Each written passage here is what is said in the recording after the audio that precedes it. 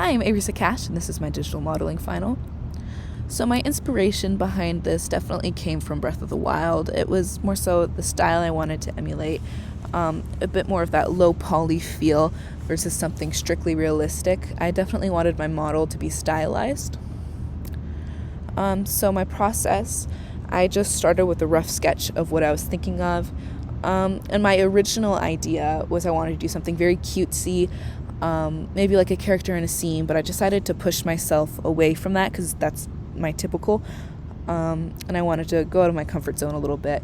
And I also wanted to challenge myself, and bones were definitely very difficult to model, but I had a lot of fun doing it.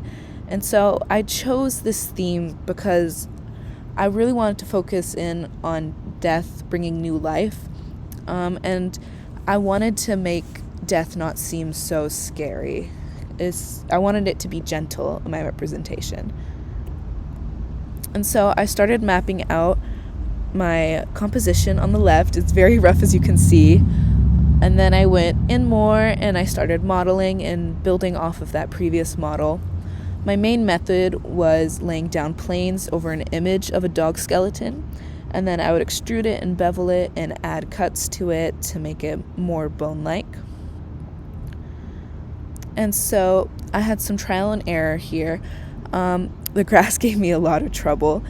I originally wanted a very painterly-like feel for the grass, something that you'd see in a Studio Ghibli movie. But the issue is that I had to use procedural grass images, and that didn't cast shadows. So when I rendered it, it just looked very bad. It didn't look like it fit in the environment.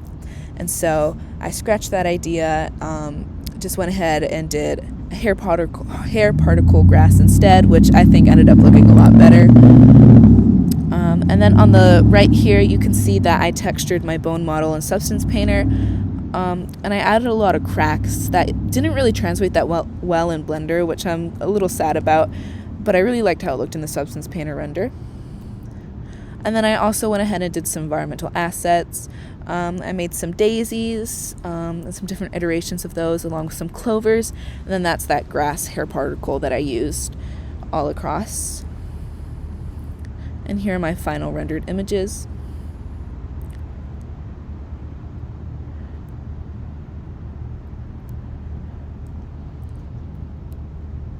So I definitely learned a lot from this course as a whole.